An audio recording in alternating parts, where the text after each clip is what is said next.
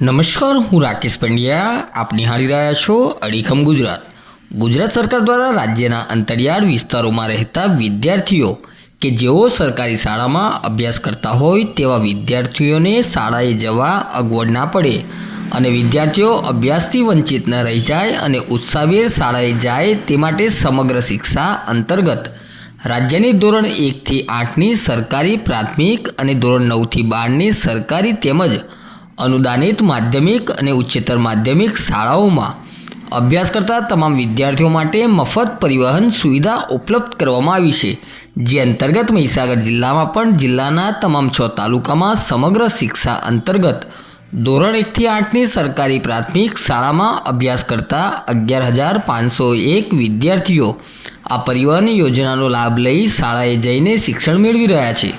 બાળકો પણ સરકારની આ યોજનાનો લાભ લઈ શિક્ષણ મેળવી ખુશી વ્યક્ત કરી રહ્યા છે.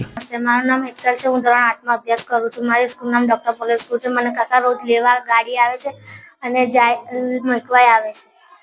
ગાડીમાં અમે મફત આવીએ છીએ અને અમે નિયમિત અભ્યાસ કરીએ છીએ.